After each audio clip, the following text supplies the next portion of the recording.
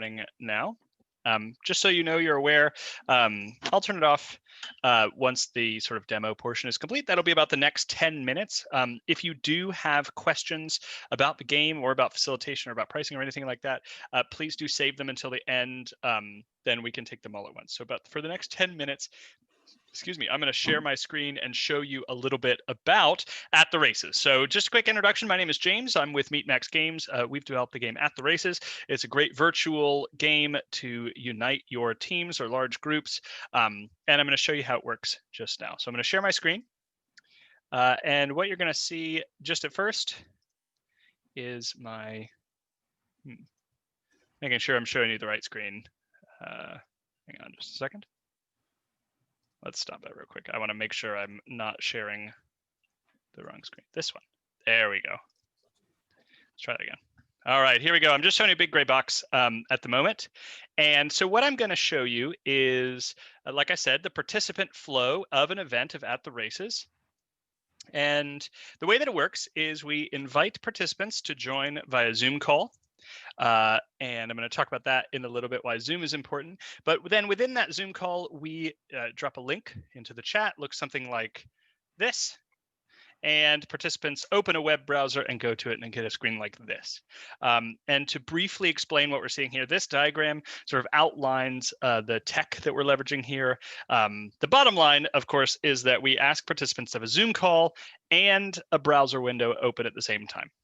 Right, so you can imagine here in this empty space on the screen, there would be a Zoom call, just like you're seeing here, and then the rest of the screen here is filled up with the browser. Just to further explain how this browser is set up, this middle section here where it has that diagram is what we think of as the central screen or the main screen. What you're looking at there is the equivalent to if we were at an in-person event. This would be the big projector or the TV screens around the room. This is what creates that shared game experience with everybody at the event. So anything you're seeing here is seen by everybody at the event at the same time. It's non-interactive, this portion. And then on the right-hand side, we've got our personal player inputs and player data. So like signing into the event, for instance. So just to reiterate, once users get all the way set up, what they're seeing is their screen essentially divided into 3 parts.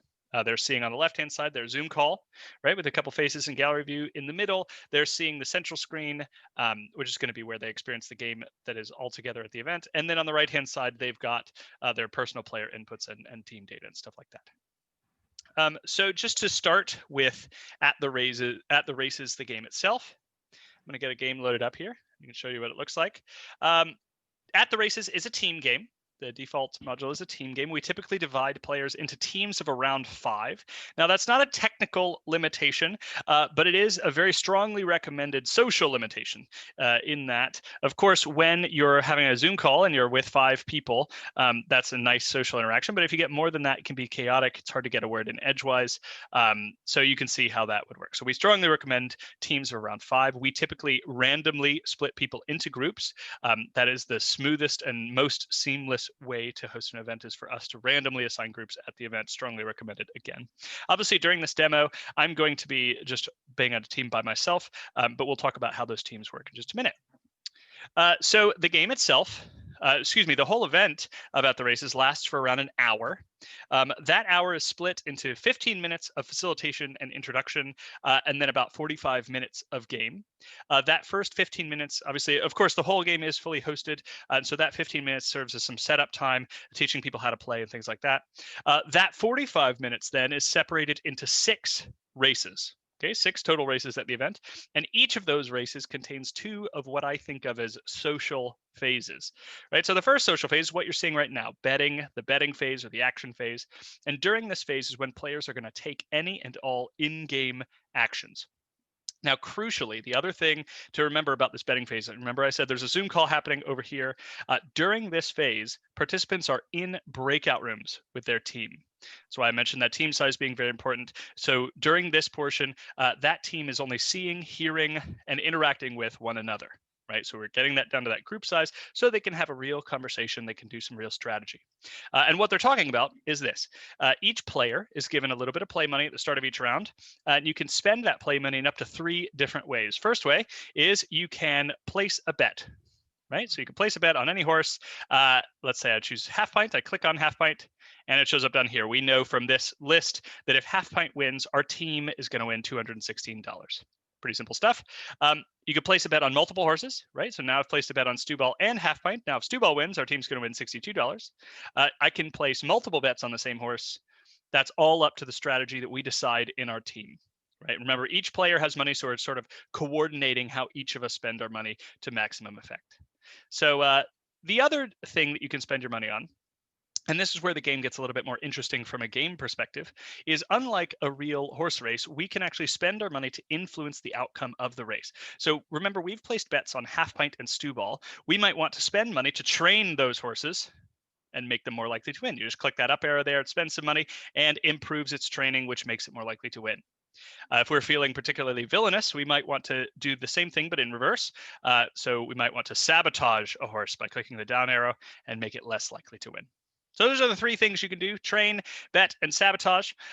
And of course, now that the timer ran out and we were out of money anyway, we're going to go to the next social phase. Remember, I said there's 2 social phases per each race. That first one is the betting phase. We're taking actions in the game. And now, of course, is the race itself. And I mentioned we were in breakout rooms for that betting phase. For this race, the host is going to bring everybody back into the main room. So now we're having that shared group experience together again. Remember, this screen is showing the same thing to everybody at the event. So everybody gets to watch the race together. Now, what you're not hearing just now, because I've got it muted for the demo, is the whole game is fully audio tracked. So there's some commentary here, there's horse noise and music, stuff like that. It's very exciting. You can see the visuals are quite stimulating as well. So what happens here is the host is going to encourage folks to unmute themselves and cheer on their horses. Right, people definitely do get engaged in this part of the game. You can imagine what we're really recreating here is that experience of being at the racetrack, right? There's nothing to do in the game itself. There's no control we have over the gameplay now. We're just invested in these horses, and so we want to cheer them on. So the race is going to last about 1.5 minutes. We're going to see who win and if we won any money this round.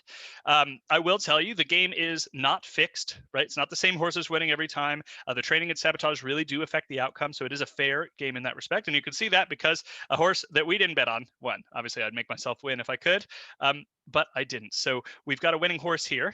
And of course, now there's going to be a brief period of rewards. So at the end of that first race, we got a little bit of money because our Half Pint came in second, which is nice.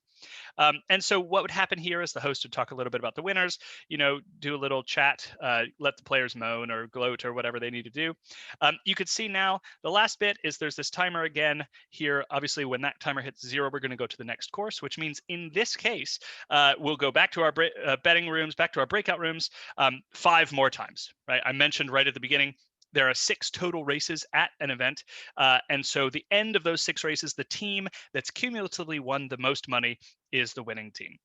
So just to briefly sum up all of that again, the race is 6 races long. Excuse me, the game is 6 races long. The total event is an hour long. That includes the facilitation at the beginning by the host that comes with every event. Then it's 6 long. The teams are going to go in and out of breakout rooms as they discuss and strategize what to do, and then watch the race unfold all together as a group. So I'm going to stop the share now and give me a brief second so I can stop the recording.